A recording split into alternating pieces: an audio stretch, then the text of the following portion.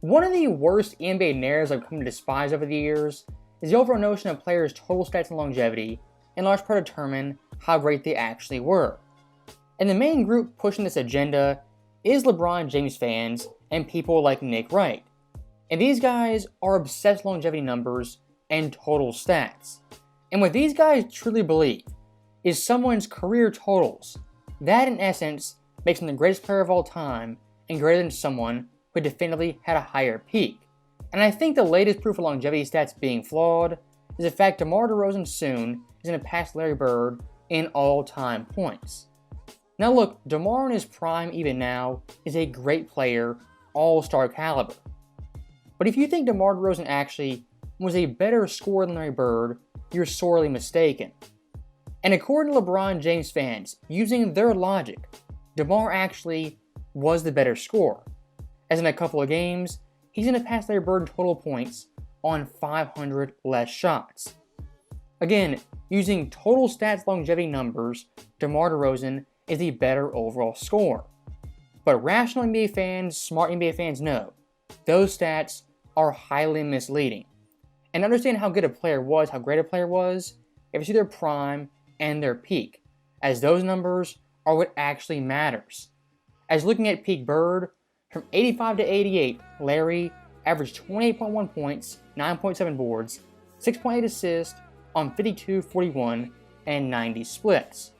Compared to peak DeMar, Larry outclasses him in every single category. And even as a scorer, Larry Bird, he peaked higher and was the better overall scorer.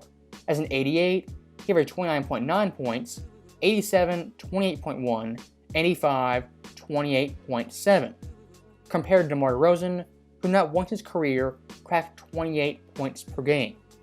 And what you'll hear from this crowd who promotes total stats is that, well, DeMar scored more points taking less shots. If that's your go-to argument, you miss the entire point of evaluating a player's peak and their prime and how good they were at their best. And my overall problem with the LeBron James crowd, the Nick Wright crowd, who loves these total stats, they don't apply it to every player or equally across the board. Primarily, it's only for LeBron versus Jordan. And why they do this is if you compare total stats across the board for every player, it becomes quite ridiculous and their logic is exposed pretty easily. As looking at total stat numbers, John Stockton actually was a better overall point guard than Magic. Of course, not true. Look at someone like Dwayne Wade, his total stats are better than Larry Legend. Is Wade a great player? Of course he was, but he's not Larry Bird. And worst of all, Karl Malone, his longevity and total stats are better than Jordan. Look, while longevity is great and highly impressive, total stats really should only be used for milestones and NBA records. As in comparing players, looking at who was the best, total stats really don't even paint half the picture. My overall point is pretty simple. The misleading nature of total stats and longevity is pretty rampant in the NBA community. And looking back at Larry Bird, as someone who watches basketball every single night, watches multiple games, seeing some of the guys in this league putting up absurd stats, it really makes you wonder how some fans think Bird couldn't play in today's NBA. I mean, look at today's Boston team. Fans clown Jaylen Brown up and down for having no left hand. But already this year, he's on pace once again to average 25 plus points. And last year, averaged 27 and made second team All-NBA. If Jaylen's doing that with no left hand, apparently being a garbage player, what would Larry Bird do in this era? And back in 2017, one thing that really stuck with me was the debate between LeBron James and Draymond. And both these players agreed, there are players in the NBA today who do not know how to play basketball. I'll repeat that. LeBron James and Draymond said there are players in the league who, quote, don't know how to play basketball. Those guys just being raw athletes, they can jump, run, or are simply tall. While the overall talent of basketball has gotten better progressively, I would argue the IQ and fundamentals have suffered drastically. And guys who come in from Europe with the fundamental skills a great base, nowadays they're dominating the American players who are more so athletes.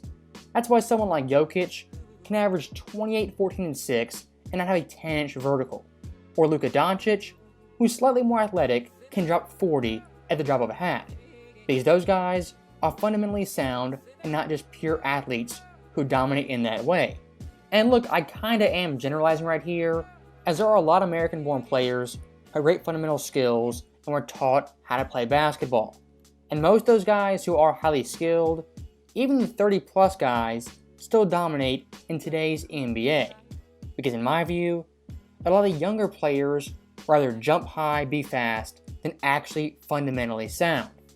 And one last thing I do want to kind of rant about is the overall crowd in the NBA who says championships don't matter and they're purely a team accomplishment.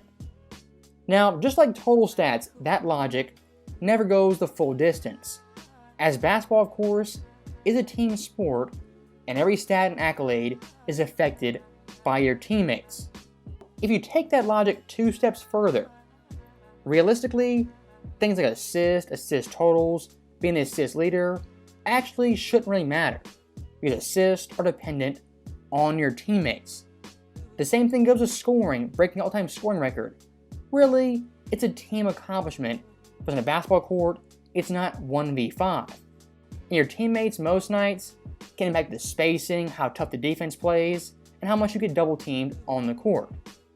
Of course, I'm being sarcastic and hyperbolic, but I hope the overall point kind of gets through. When you say things like championships don't matter, you gotta go the distance with that argument and think it through. Same with total stats and longevity.